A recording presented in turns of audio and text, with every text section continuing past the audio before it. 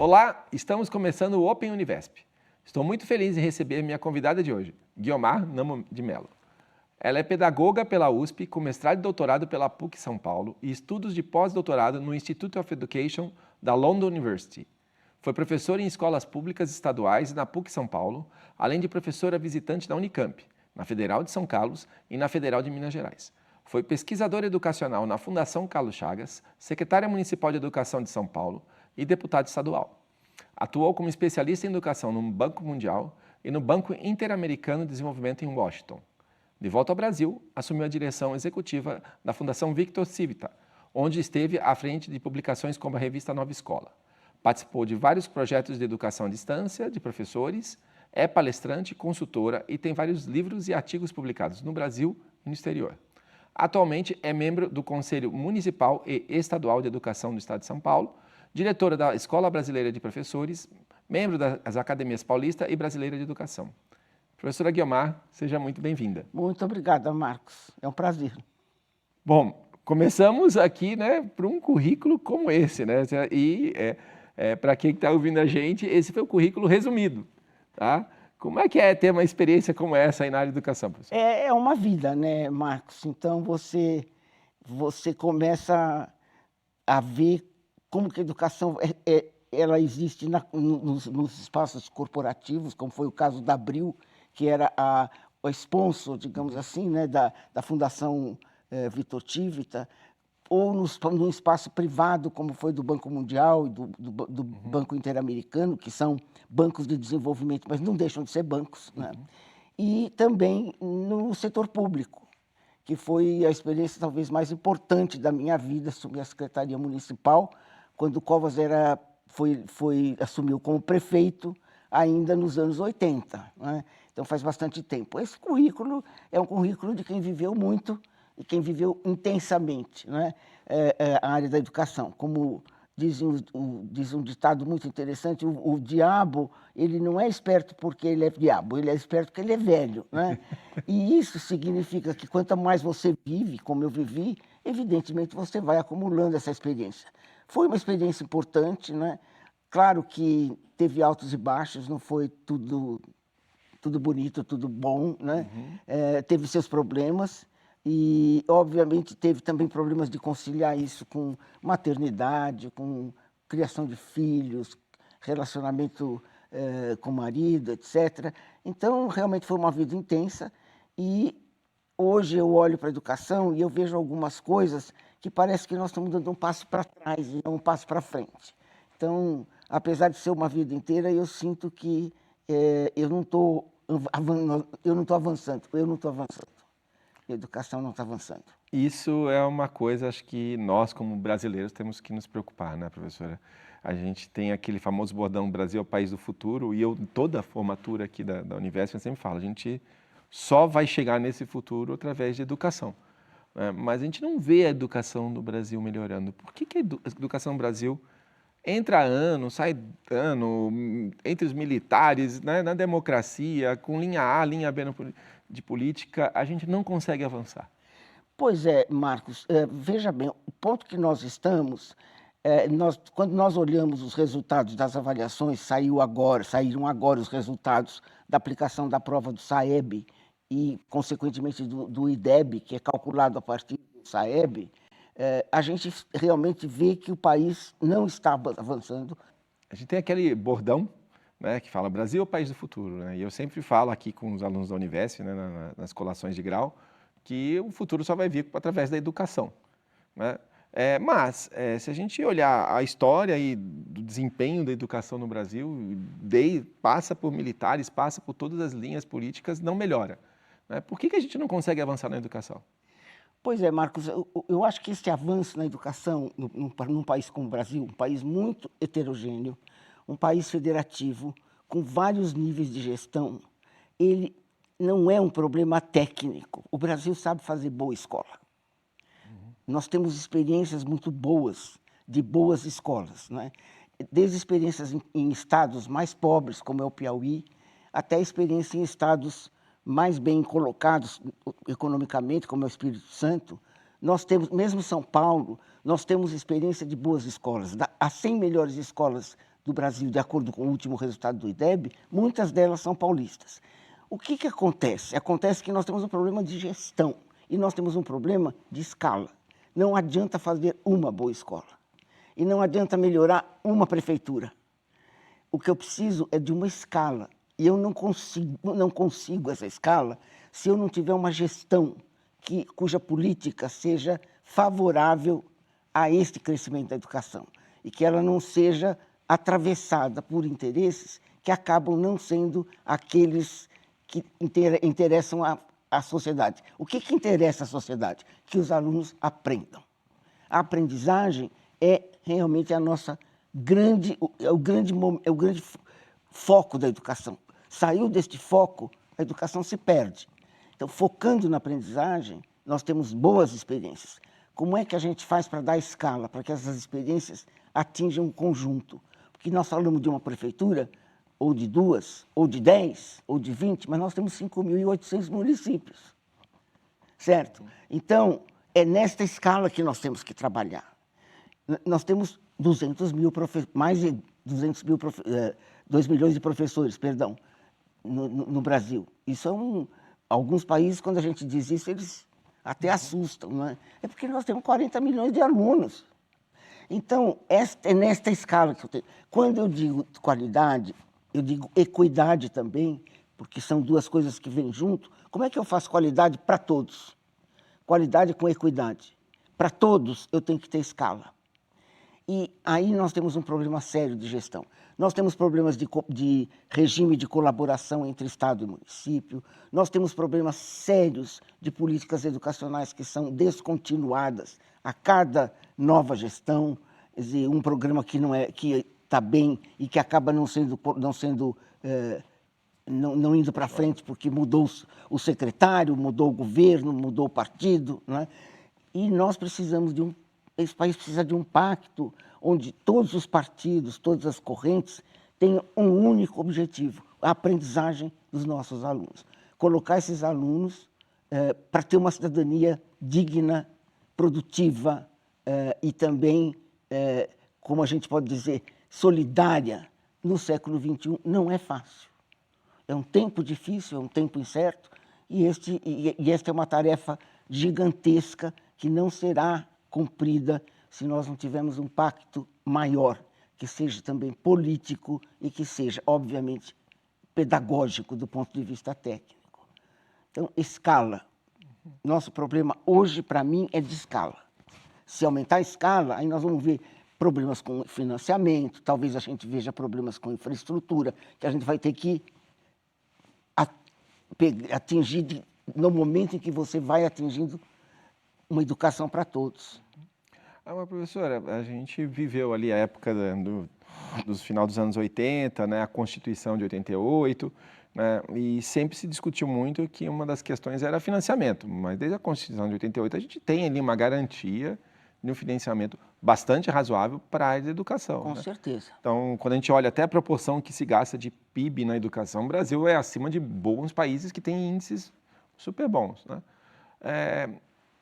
Se não é financiamento, né, aonde que a gente tem que fazer para realmente fazer a educação melhorar? É na gestão, é na coordenação política, é na gestão, uma gestão que realmente tenha foco e faça o dinheiro chegar onde ele vai chegar. Você vê, por exemplo, apesar dos maus resultados gerais do IDEB, você tem casos de sucesso muito interessantes. O Pará. O Pará deu um pulo, certo? Quase que um salto quântico, né? Em termos do desempenho dos seus alunos no IDEB. Você tem o Ceará, que é considerado um caso até internacionalmente reconhecido, né?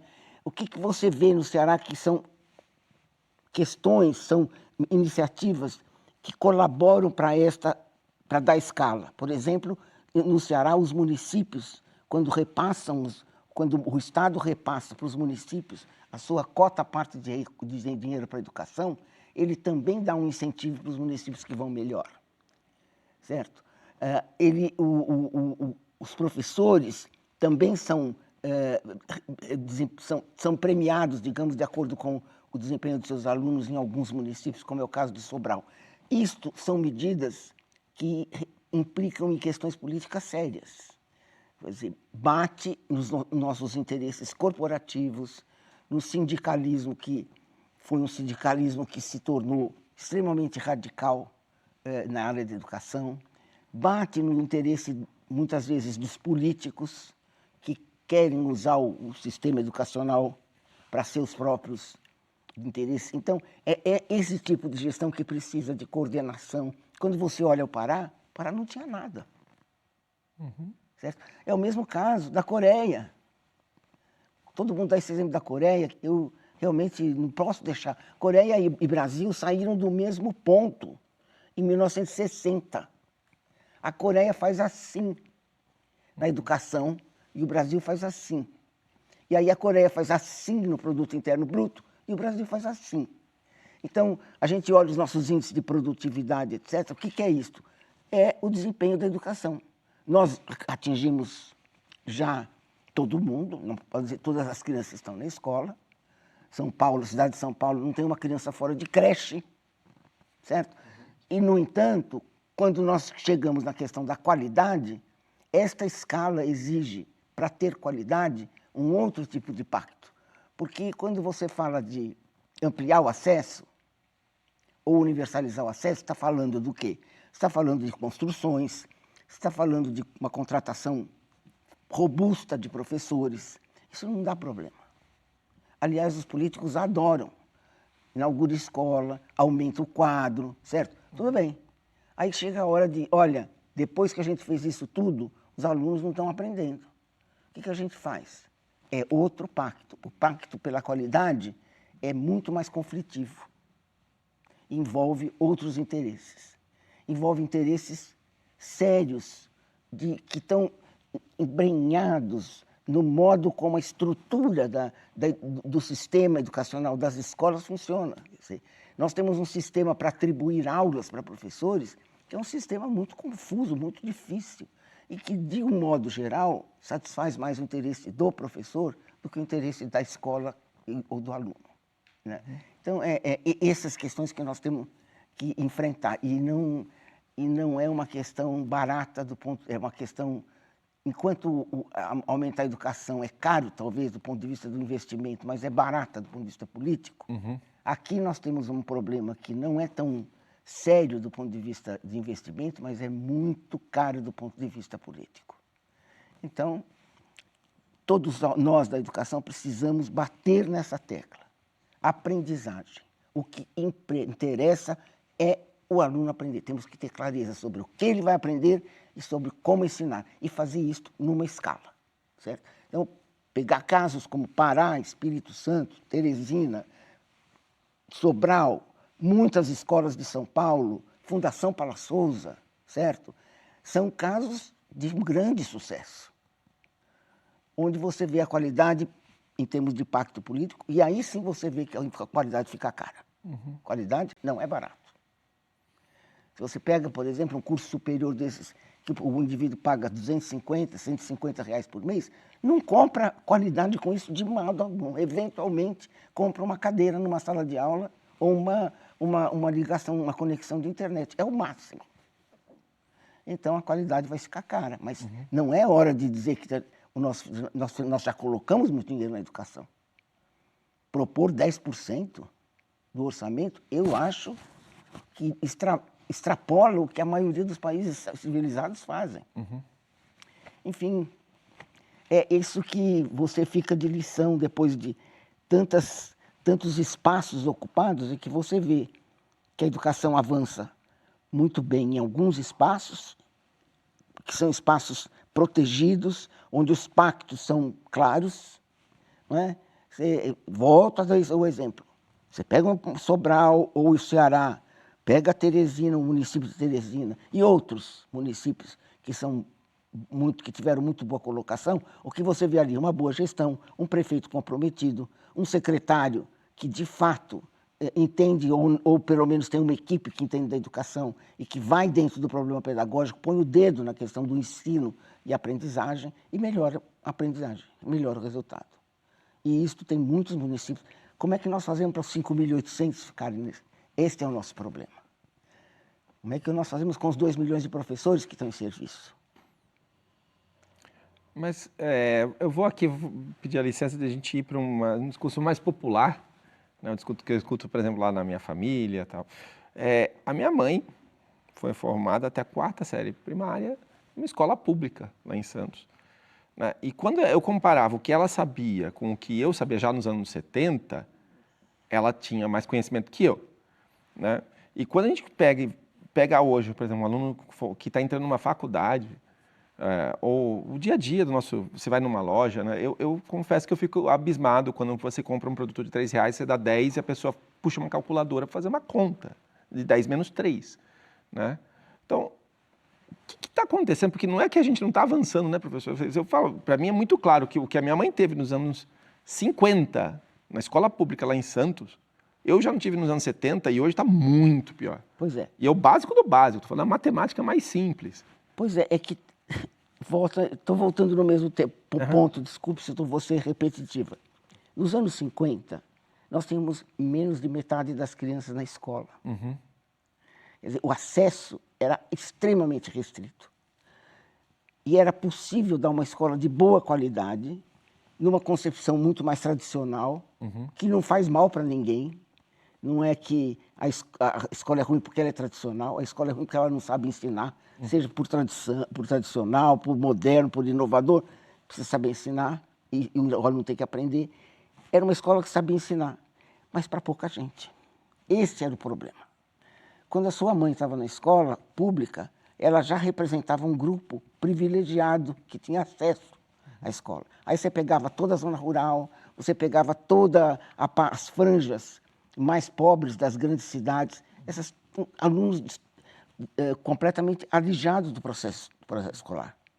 Veja bem, quando Paulo Renato assumiu o ministério, ele fez esse levantamento, nós tínhamos 3,5 milhões de crianças ainda fora da escola. Mas isso era nos anos 90. Isso era na beira do século XXI. Certo? Então, você põe todas essas crianças na escola e não muda a gestão, não faz nenhum pacto, não estabelece que nós não podemos trazer essas crianças para a escola e dar para elas a mesma educação que dava para sua mãe nos anos 50. Entendeu? Tem que ser diferente. São crianças que vêm de meios diferentes, muito diversos, com experiências culturais e familiares muito diferentes da escola, daquela que a escola precisa, certo? Para avançar. Então, a escola precisa cuidar dessas crianças de um modo diferente que cuidou da criança dos anos 50. E aí nós entramos com esse problema da qualidade, não é? Que cai no pedagógico. Além de ser um problema de gestão, ele cai no pedagógico. E nós precisamos também aí de acertar alguns pactos. Quer dizer, como é que nós ensinamos clientelas ou crianças, grupos de estudantes ou alunos heterogêneos, com experiências culturais muito diversas, e como é que nós fazemos esses alunos, como é que nós fazemos com que esses alunos aprendam de maneira correta, significativa, o legado científico, cultural, artístico, não é? Que o mundo tem e que a escola representa uma das suas transmissoras, não é? Então, aí nós temos esse problema de qualidade. Como é que nós fazemos para dar qualidade para todos? Sem dúvida, né? A gente teve esse trabalho que foi muito importante, colocar todas as crianças na escola, ali, né? Começou ali no governo, na época do Paulo Renato.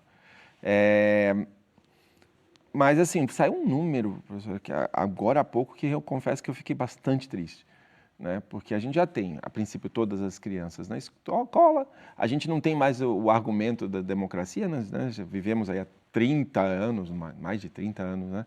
Numa área democrática, e a quantidade de pessoas analfabetas com 20 anos, então eu não estou falando da pessoa que era daquela época que não tinha escola, estou falando da pessoa que passou nessa época com todo mundo na escola. Entrou na escola e alguém não soube ensinar.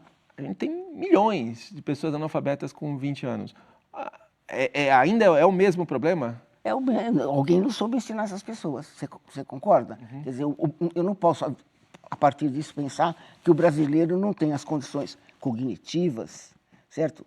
Emocionais, afetivas, atitudinais, que permitem a ele aceder a cultura, a ceder a linguagem, a ceder a ciência. Eu não posso pensar isso. O que eu posso pensar? Que essa pessoa passou pela escola e ninguém ensinou a ela. Não tem outra conclusão possível, certo? Quer dizer, ela esteve na escola. O país investiu nessa vaga, o país investiu neste professor que esteve com ela e, no entanto, ela não aprendeu.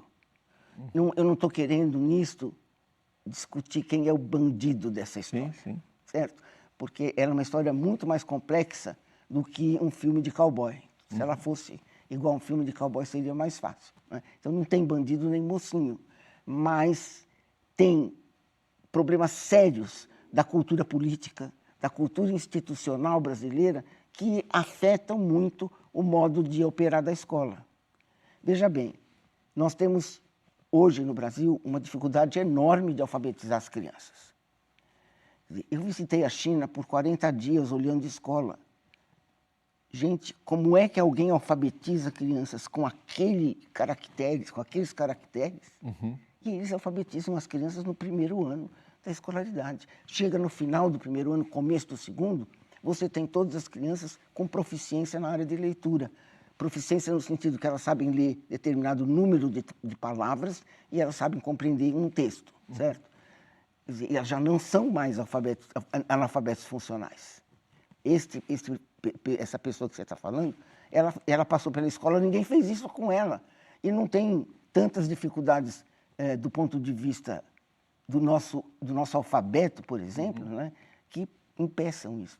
Ao contrário, a língua portuguesa, apesar de ela ter algumas dificuldades, ela é uma língua mais fácil de de alfabetizar do que algumas outras línguas, né?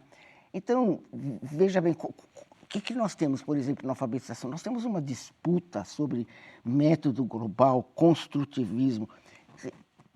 Essa questão é uma questão que envolve o que? Ela envolve, aí entra um outro componente. Ela envolve componentes ideológicos, certo? Não teóricos. Não é coisa sustentada por evidências científicas fortes. São coisas sustentadas por concepções que têm a ver com uma ideologia, um modo de ver a sociedade, E essa disputa tem sido, na minha opinião, um fator que impede que a gente alfabetize as crianças. Porque até antes do penúltimo IDEB, que foi 2019, então estou falando já na década de 20 deste século, no Nordeste nós ainda tínhamos quase 50% das crianças que não conseguiam proficiência no final do primeiro ano. Uma política educacional errática, que estabeleceu, primeiro, que só ia avaliar no final do segundo ano, depois, a partir de críticas, inclusive internacionais, porque no mundo inteiro se alfabetiza no primeiro ano. Você lembra de quando você estudou na escola pública? Eu já entrei alfabetizado, era no pré. A gente sabia ler no pré. Não é? No final do primeiro ano, você estava mais do que proficiente no domínio da língua, naquele nível, certo? E, no entanto, nós não conseguimos fazer isso porque nós temos algumas disputas sérias na área da alfabetização. Começa que nós começamos disputas sérias já na pré-escola, certo? Quer dizer, há duas correntes na pré-escola, uma que é contra qualquer iniciação e outra que eu considero melhor, eu apoio, que deve ser essa da pré-escola que você fez. Se alfabetizou na pré-escola, certo? Então, isto que aconteceu com você, de acordo com algumas teorias, não pode acontecer mais. Não é que não dá para fazer, não pode fazer. Eu lembro, professora, isso é uma experiência pessoal, tá? Eu como pai, eu fiquei chocado um dia que onde minha filha fazia, na creche que ela frequentava, tinha lá a salinha com as letrinhas. Aí um dia eu cheguei lá e tiraram as letrinhas. Elas não podem ter acesso a letras. Eu falei, por quê? Né? A criança está doida para conhecer símbolos, tá doida, né? Então você tira as letrinhas. É exatamente isso. É disso que eu estou falando, Marcos.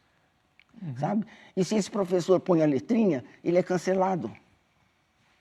Ele é considerado o bandido da história, digamos assim, entendeu? Não que a letrinha seja tão decisiva, não estou falando que põe letrinha, tira letrinha, mas são essas pequenas decisões que elas estão na barriga da vovó, sabe assim? Se você não abrir a barriga da vovó e não olhar dentro, é ali que estão as coisas. Então, a decisão sobre se a criança aprende ou não, ela está aí. Agora, a questão de tornar este ambiente favorável, ela está na gestão da escola, na gestão da secretaria e no relacionamento dos entes federativos, Estado, município, Estado e Distrito Federal e União, e nos atravessamentos que tudo isso, que essa máquina pública sofre. Bom, com certeza, um dos fatores importantíssimos, provavelmente o maior fator, né, para a gente conseguir uma educação de qualidade é professor. Com certeza. E aí a gente vai agora para uma questão que é importante aqui para nós, né, da Univesp, que é a formação de professores. E na formação de professores, o que a gente precisa fazer? Pois é, Marcos. Primeiro, é bom a gente lembrar que todas as evidências, e aí nós estamos falando de evidências robustas mesmo, que são as avaliações internacionais ou as avaliações brasileiras, nacionais mesmo, e estudos. Tem o último estudo feito coordenado pelo Abruzzo, da Fundação Getúlio Vargas. Esses estudos todos sobre quais são os fatores que incidem mais fortemente no desempenho dos alunos, em todos eles tem um fator que é importante, é o professor. Os demais fatores eles têm um peso mais residual. Depois do professor é a gestão, não é? E aí tem material que é importante, tem as condições de infraestrutura da escola, enfim. E uma coisa que pouca gente lembra, a família. Certo? Então, quando a gente pensa em formação de professores, nós temos que pensar primeiro em escala, e daí que um trabalho como o da Univesp, que forma professores à distância, com momentos presenciais e de maneira séria, é um trabalho do qual nós não podemos abrir mão, né? E nós temos que pensar nessa escala de 2 milhões, que tem que ser reposta. Certo? E repor isto a partir apenas das vagas das universidades públicas, por exemplo, é impossível. Então, o país precisa de iniciativas como a Univesp e da iniciativa privada para conseguir formar esses professores. E daí, a formação de professores, ela implica, de fato, em você ter, no centro da formação de professores, você ter a prática da sala de aula. O foco da formação de professores tem que ser este. Todas as demais coisas que ele aprende, a psicologia da aprendizagem, como funciona o sistema de ensino, as ideias, grandes ideias pedagógicas, a história da educação, a filosofia, as análises da sociologia da educação, são todas fundamentais como apoio desta preparação da prática. Então, é importante que ele tenha prática em todos os momentos da sua formação, não apenas no estágio. E isso é uma novidade que nós precisamos resgatar. O estágio é um momento por excelência da prática, não é? Mas antes do estágio, tem outras coisas que ele pode ter experiências práticas relevantes. Eu vou dar o caso da sociologia da educação. Ele pode ter acesso às ideias pedagógicas, Mannheim, Durkheim, e etc., outros grandes pensadores, mas ele precisa também ter uma sociologia da educação que permita a ele entender socialmente, sociologicamente, o que é a escola, qual é a sua interação com o meio ambiente, que papel a família pode representar nisso. Isso é sociologia, só que é uma sociologia na prática. Né? Voltada para quê? Para o aluno que vai aprender. Psicologia do desenvolvimento e aprendizagem. Ele precisa ter uma psicologia que também tenha referência na prática. Não adianta nada saber só as grandes teorias de desenvolvimento e aprendizagem. Ele tem que ver alunos, né? Ele tem que conhecer o que está acontecendo na escola. E isso tudo ele pode fazer presencialmente ou ele pode fazer à distância. Nada impede que isso seja feito, mas precisa de uma equipe de docentes dentro dos cursos de formação voltada para isso, e que essa equipe concorde que todo que ela faz é voltado e é a serviço da formação do professor para a prática docente e a gestão do ensino-aprendizagem. Nem sempre esse acordo entre uma equipe de docentes é fácil, não é? Eu sei, não é uma coisa simples, não é? Mas é uma coisa que tem que ser debatida e nós, no Conselho Estadual de Educação, nós temos tido um pouco essa experiência, sabe? De discutir com os coordenadores da área, etc., as ementas, a bibliografia que está sendo usada no curso, que é importante, né? Porque para dar acesso ao professor a ideias pedagógicas mais inovadoras, mais recentes, em qualquer área. Na área da inovação mesmo, da tecnologia, na área da sociologia, tem coisa nova, né? Tem jeitos novos, tem que pensar fora dessa caixinha. E pensar fora da caixinha implica em bater, tirar as pessoas da sua zona de conforto. Tá? E isso é difícil, eu sei, eu reconheço, não estou cobrando, mas eu estou alertando que isso precisa ser feito esse trabalho com as equipes docentes. E não é um trabalho de um dia nem de um ano. Não é? É um trabalho constante de ter uma equipe que vá sempre discutindo qual é o objetivo meu. Eu tenho um aluno do curso de formação de professores. Este aluno, eu tenho que fazer com ele o que eu quero que ele faça com os seus alunos depois. O magistério é a única profissão que tem este problema.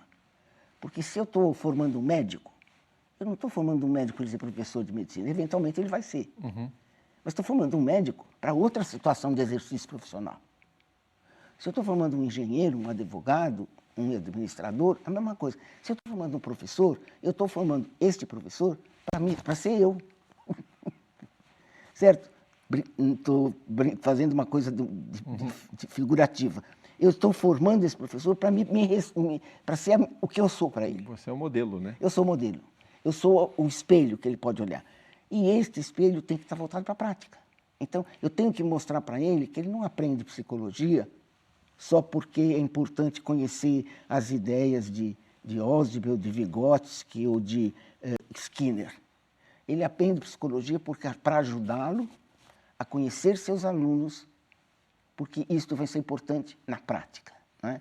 E para isso ele precisa já pensar desde que ele comece a fazer o curso de psicologia, pensar nos problemas que os alunos têm na escola. Quer dizer, quais são os grandes problemas que a psicologia pode ajudar no desenvolvimento e aprendizagem quando você está na sala de aula?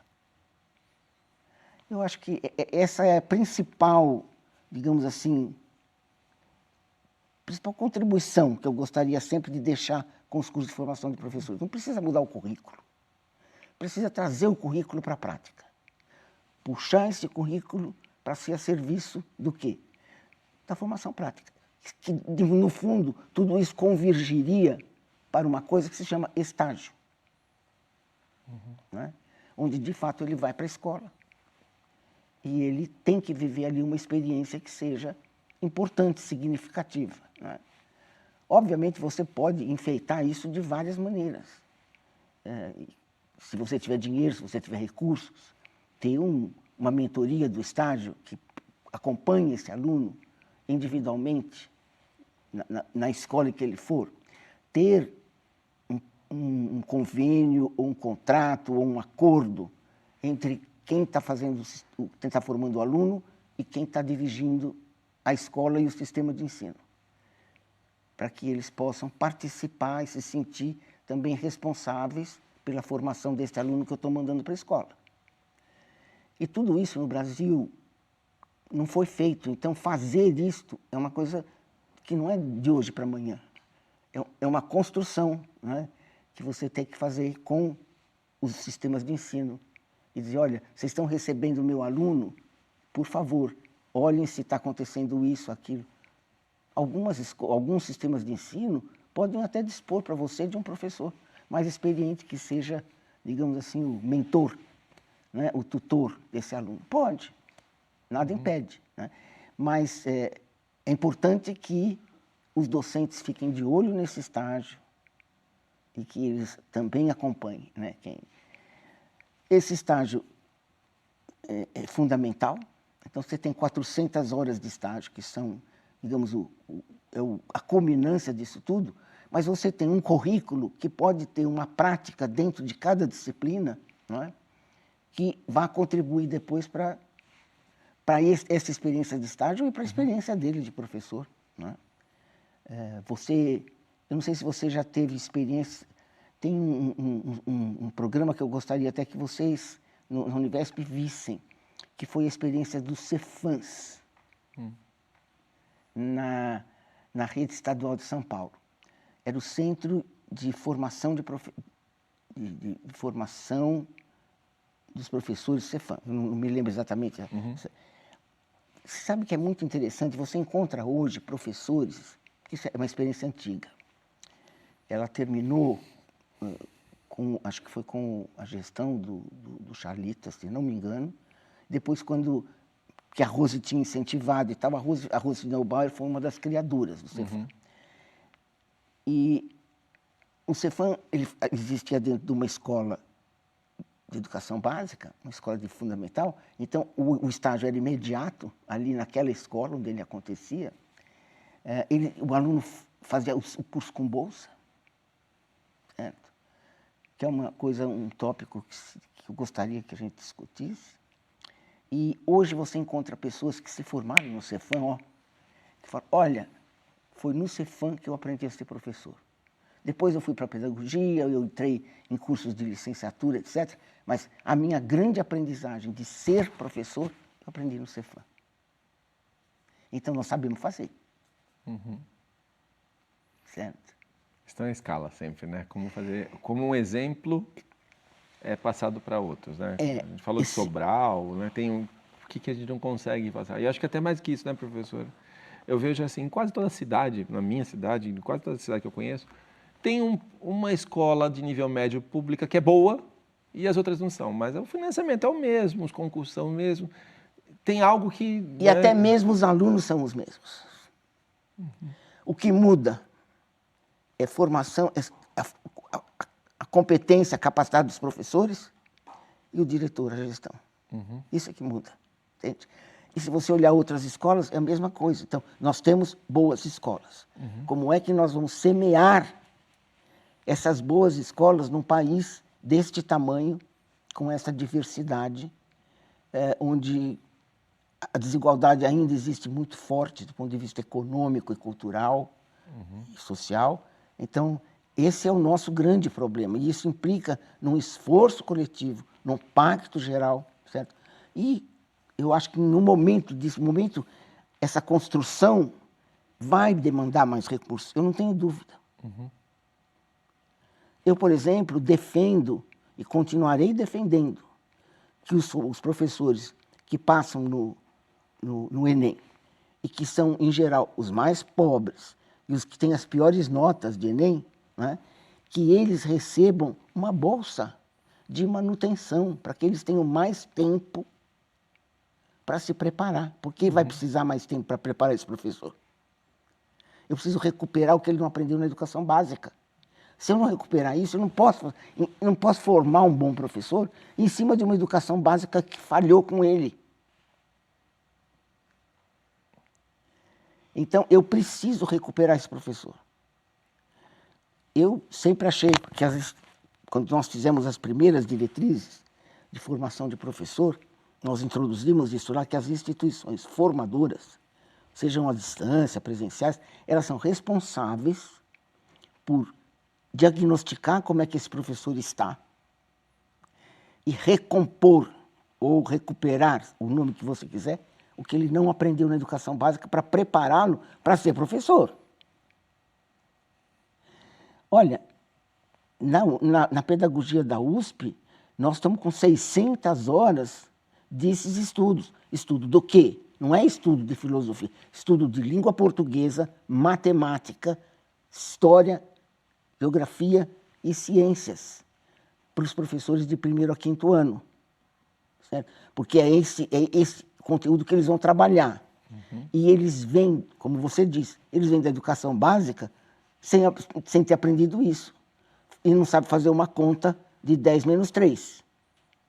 Em cima disso, eu não posso construir uma capacidade docente. Então, o ponto em que eles estão entrando é muito defasado. Eu já preciso, então, pensar o que eu quero como ingresso. Não que eu vou fazer um vestibular mais difícil. Uma vez ingressado, o que eu quero no preparo desse professor para começar a trabalhar com ele na área, na formação de professores. Isto precisa de dinheiro. Ninguém vai fazer isto com 300 mil reais por mês. Isso precisa pacto, precisa aceitar a ideia de que o que mais precisa de uma bolsa para se manter, mas se manter, porque ele faz esse curso assim, de noite, porque ele não pode, porque ele trabalha, certo? Como é que eu faço para ele ter mais horas para estudar? Pode ser que eu faça um acerto disso, mas eu tenho que remunerar essas horas dele. Acho que além disso, né, professor, eu vejo outras áreas, né? Então, conhecendo as outras áreas, toda vez que eu vou estudar um pouco mais a área de educação, me assusta certas questões. Então, por exemplo, o estágio gratuito. Assim, como assim estágio gratuito? Em todo lugar o estágio é pago, né? Mas a tradição do estágio para o professor é ser gratuito, né? E ao mesmo tempo que você não ganha para fazer estágio, muitas vezes você também não tem a oportunidade de fato estagiar, né? Porque quando você vai verificar lá o estágio numa escola, o professor senta numa sala e assiste. Desculpa, o meu conceito de estágio não é esse, né? Quando estagiar é executar, é aprender, é fazer, né? Então a gente não paga, e esse professor que é carente, que tem que trabalhar, para ele é uma dificuldade enorme conseguir fazer esse estágio, porque ele vai ter que ficar de dia numa escola sem ganhar nada. E ao mesmo tempo ele vai lá e ele também não estagia de fato o que deve ser o estágio de um docente, que é, né? Como mudar isso? É uma iniquidade, é uma iniquidade enorme. Porque, veja bem, pense do outro lado, numa outra perspectiva. Este aluno que fez um Enem e tirou um score baixo, e que vem de um nível socioeconômico muito precário, ele vem com uma educação básica que ele já foi lesado nos seus direitos de aprendizagem. Certo? Ele não aprendeu aquilo que ele tinha direito, não é que ele não aprendeu. Ele tinha direito de aprender aquilo. Está nas normas, certo? Em todas as diretrizes, todo mundo está dizendo, são direitos de aprendizagem. O pessoal fez questão de dar esse nome. Não é competência, são direitos de aprendizagem. Tá bom, os direitos de aprendizagem desta criatura não foram observados, certo? Então, ele já entra... Aí, ele obviamente não vai entrar na USP. Ele não vai entrar... Se ele entrar numa Univesp, ele já é feliz, porque aí pelo menos ele não vai pagar, certo? Mas ele provavelmente vai entrar numa faculdade privada e ele vai pagar para ser professor. Veja como é iníqua esta situação, porque se eu tenho um menino que vai fazer, sei lá, arquitetura, que vem de um colégio particular de alto nível e que passa na USP e que vai ter sua formação de arquiteto inteiramente financiada pelo Estado. E aquele outro que vai pagar R$300 por mês para ter um curso péssimo e continuar não aprendendo. Não é? Então, essa formação, essa situação iníqua, nós temos que mexer nela. Nós temos que pôr uma cunha nisso e dizer, não, este tem que ser o objeto privilegiado da política de formação docente, certo? Quem é? É o pobre, que não pode, que está querendo fazer licenciatura ou pedagogia e que não pode estudar de dia e que trabalha. Como é que eu vou resolver este problema? Gostaria, Marcos, quando eu vejo aquela foto de todas as grandes autoridades do Brasil sentadas junto ali, certo? O judiciário, o executivo e o legislativo, eu gostaria de chegar lá e dizer para eles, por favor, me responde como é que eu vou resolver esse problema. Porque se eu não resolver esse problema, eu não resolvo o problema da educação. E não resolve o problema do Brasil. E não resolvo o problema do Brasil. Não resolve a nossa produtividade, sabe? Quer dizer, nós temos que resolver esse problema. E, claro, existem problemas tão importantes quanto que dependem de outras decisões. Por exemplo, aumentar o número de matrículas nos cursos técnicos. É outra coisa fundamental que o Brasil precisa fazer, certo? Curso técnico é caro, não dá para fazer curso técnico de brincadeirinha, certo? Quer dizer, tem que fazer curso técnico como faz a Paula Souza. Agora, veja o custo-aluno da Paula Souza e veja o custo-aluno do Estado. Entende? Então, aumentar para 10% sem saber onde vai pôr, eu acho que nós temos antes que fazer essa discussão. Bom, o tempo está quase terminando, eu queria aqui falar um pouquinho da gente, do EAD. Né? Então, a gente está vivendo um momento de muito questionamento da qualidade do EAD, né? De se o EAD realmente atende às necessidades da formação de professores. Qual é a sua visão, professora, nesse sentido? Olha, eu confesso que eu acho incompreensível a ignorância dos poderes públicos em relação ao IAD. E de alguns grandes intelectuais também, certo? Primeiro, de não entender que quem tinha um curso presencial de má qualidade tem um curso IAD de má qualidade. Ou seja, os problemas que os cursos de IAD têm agora já existiam nos presenciais. O presencial já era assim. O problema é que a IAD, obviamente, a IAD dá uma escala e ela dá uma dimensão para o problema e as pessoas enxergam. E aí, numa medida que as pessoas enxergam, a imprensa enxerga, etc., a IAD vira a GENI, sabe? A GENI do caso, o que é um absurdo. Primeiro, porque tem uma coisa, a IAD veio para ficar. Com MEC, sem MEC, sabe? Quer dizer, é um problema de evolução da sociedade tecnológica. A educação não pode abrir mão da formação à distância hoje. Não tem jeito. Né? As grandes universidades do mundo estão entrando nessa área, já entraram há muito tempo, e têm trabalhos, alguns ótimos, outros nem tanto, mas, enfim, estão atuando. Né? Então, veio para ficar. O MEC é que regula a IAD. Então, se ele regulou, autorizou e não supervisionou nem avaliou, não adianta, depois que o leite já está derramado, você voltar e dizer assim, fecha tudo. Fecha tudo, vai prejudicar quem? Vai prejudicar o estudante. Certo? E não reconhecer que é possível você fazer IAD de qualidade. Tem trocentos exemplos, gente, não é possível. No Brasil e fora do Brasil. Quer dizer, inclusive de IAD que tem voltado para a prática, que usa recursos até de simulação, usa recursos os mais avançados que existem, que você pode criar situações que o indivíduo aplique o conhecimento sem necessariamente ele fazer isto presencialmente. Fazer presencialmente é bom? É, tem suas vantagens. Fazer à distância tem outras vantagens, certo?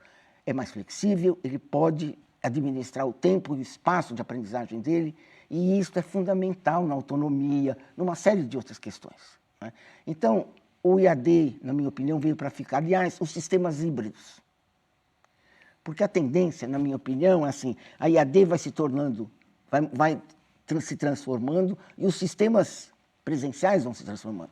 E você vai ter predominância de coisas híbridas, que mistura um pouco de online, de ensino remoto, mistura atividades presenciais e mistura outras coisas, como experiências de palestras, de visitas a lugares que são difíceis de visitar. Quer dizer, eu não sei se você conhece os vídeos sobre a África, quer dizer, são coisas absolutamente fantásticas. Hoje você tem coisas maravilhosas sobre saúde, sabe? Não dá para você não usar esses recursos. Certo? E não usar esses recursos com esses alunos é, novamente, lesar esse direito de aprendizagem. Agora, nós precisamos regular, nós precisamos mexer naquilo que é abuso, e tem muito. Tem muito. E proliferou muito, não foi por qualquer coisa, proliferou porque ninguém avaliou, porque ninguém segurou, porque ninguém falou, olha, dá um tempo e vamos discutir outras coisas. Enquanto isto, os bons cursos continuam funcionando. Temos inúmeras experiências boas de AD. Federal do Rio Grande do Sul tem uma excelente experiência de AD. Senac em São Paulo é outro. Univesp. Só para não fixar no nosso... Sim. Certo? Quer dizer, são todos lugares, experiências que você olha e a IAD pode ser usada. Inclusive, melhor até do que eles usam. Mas que mostra o caminho.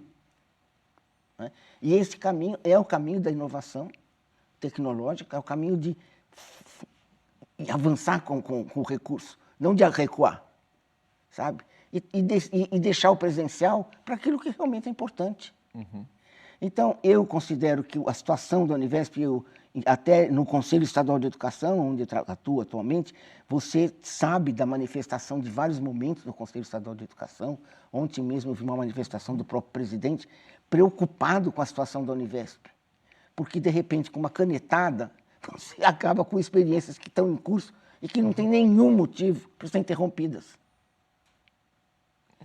Então, o que eu digo a vocês sobre a situação da Univesp, quer dizer, que eu posso dizer, de um lado, eu posso dizer que do ponto de vista técnico, eu não conheço de fato como é que a pedagogia da Univesp está funcionando, certo? Mas eu conheço os resultados e sei que é uma instituição preocupada com isso. Então, eu acho que realmente é importante manter isso.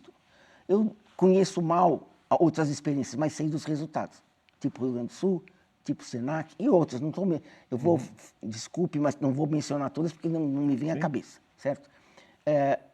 Isso é uma coisa. A outra coisa que eu tenho a dizer é que não é possível que, do ponto de vista político, não se possa organizar alguma coisa para uma discussão, para uma tomada de posição junto do MEC. Não sei como é que o governo do Estado de São Paulo está se mobilizando para isso, mas eu acho que é uma questão de governo, é uma questão neste momento, de governo, de dizer, olha, tem experiência que não dá para parar. Eu não sei, gostaria até de ouvir você também sobre em que ponto nós estamos nessa questão. Eu nunca conversei com nenhum mais, nem com o pessoal do Senac, ninguém. Há uma discussão muito forte nesse sentido. A gente ainda está aguardando, né, o desenrolar, né, no governo federal, né, mas com certeza a experiência é boa, o resultado é bom. Então a gente não pode simplesmente acatar alguma coisa que venha de alguma forma inviabilizar. Essa é a nossa preocupação, né? Então o próprio secretário Varran já colocou explicitamente, né, que do jeito que está sendo colocado inviabiliza. Até porque, professor, existem diferentes experiências de EAD, né? Então, existe aquele EAD mais pequeno mesmo, né? Então, que a universidade dá um EAD simplesmente para não ter que se deslocar até lá, mas que é praticamente uma mídia. Em vez de ser em sala de aula, né? Começa um híbrido. Mas ele é presencial, na verdade. Claro. Né? O professor interage e tal. Né? E existe o EAD da Univesp, que a gente está falando de uma universidade que tem 430 polos. Né? Então, quando existe alguma discussão do tipo, não, mas a gente vai ter que ter aula presencial, eu falo, onde eu vou conseguir 430 professores? Né? É assim, que eu tenho 430 polos. Né? E eu não posso obrigar o aluno humilde, né, toda essa característica que a senhora mesmo já colocou, né, obrigar ele a se deslocar para um grande centro. Não faz o menor sentido isso. O nosso diferencial justamente está lá onde ele precisa estar. Né? Então, há uma preocupação também, como a gente chega lá, né? Porque com a proposta de presencialidade, se for de fato entendido que, existe até essa dúvida, né? O que significa cada coisa, né? Que tem que estar lá no polo, inviabiliza. Então, a gente vai esperar aí, né, o desenrolar da história, mas a gente não vai simplesmente aceitar algo que possa inviabilizar. E a gente também não vai, como alguns outros setores fazem, fingir, né? Fazer coisa que, não, finge que tem. Não, isso é, para mim, muito claro. Né? Quando eu entrei na Univesp, na presidência da Univesp, o secretário deixou muito claro isso para mim. Né? Falou, olha, o foco de vocês é qualidade. Você tem que ser a referência da qualidade. Então, a gente vai fazer a coisa com a melhor qualidade possível. Eu não vou fingir que eu vou ter aula presencial e não ter. E, sabe, tem uma coisa mais importante até do que só essa questão, que é muito do nosso público, é um público que vem para a Univesp porque não consegue fazer no outro. A gente dá uma acessibilidade. Acessibilidade no sentido da pessoa que não consegue deslocar, que mora numa cidadezinha do interior que não tem nenhuma universidade presencial. Acessibilidade no sentido de pessoas com deficiência, né? Então, que para ela se deslocar, acessibilidade no sentido de pessoas com deficiência de deslocamento, mas também cegas, surdas. A gente tem Libras, a gente tem todas as audiodescrição, e a gente coloca isso assim, se eu tiver que dar aula presencial, essa acessibilidade acaba, porque o professor que vai dar aula lá, ele não vai conseguir ao mesmo tempo ter Libras, ter audiodescrição, né? Então a gente quebra um conjunto de coisas que a gente oferece para os nossos alunos dentro do formato que a gente está, né? E eu percebo que nem todo mundo ainda percebeu essas outras coisas que a gente pode perder, né? Eu acho que isso que você está falando é importantíssimo, é bom a gente saber, porque eu sendo do Conselho Estadual, eu acho que inclusive, não sei se você já foi ao Conselho, você foi, né? Fui. Eu não estava, Uhum. foi um dia que eu tive alguma outra coisa que eu faltei no Conselho. E não sei se você discutiu isso, mas eu acho que o Conselho Estadual está atento e está tentando acompanhar essa questão. Por enquanto, ela não é ainda da alçada do Conselho Estadual, né? E tem uma coisa, Marcos, quer dizer, a Univesp, obviamente, tem cursos em todas as áreas, e isso vale para todos, não é a decisão do MEC. Mas tem uma coisa, na formação de professor, não há maneira da gente escalar sem ser com EAD. Eu participei, fui autor, inclusive, de um curso no Pará, que tinha polos. Tinha gente no interior da Amazônia. Quer dizer, e isso, para eles foi muito importante essa experiência. Eles vinham para a colação de grau muito felizes, muito felizes. Gente que andava de canoa, né? Quer dizer, ver aquele pessoal colando grau foi uma experiência, sabe, assim, maravilhosa. Eu construí a matriz curricular deles, né? Ajudei, participei. E depois a gente trouxe essa experiência para aqui, para Araras, na faculdade de Araras. Uma experiência também à distância. Foi um modelo à distância criado pela Secretaria Estadual, sabe? Tem que recuperar essas coisas, tem que falar isso. Quer dizer, a Secretaria já mostrou que existem formas híbridas de fazer. Pode haver formas ainda mais à distância. Eu tenho embates, às vezes, lá no Conselho, com algumas pessoas que são totalmente contra o IAD, né? Obviamente, o Conselho é heterogêneo, graças a Deus, né?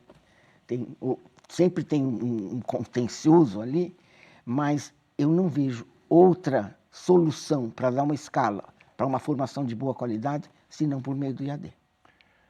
Para o professor. Eu vou dar um último comentário, que o tempo está acabando, professora.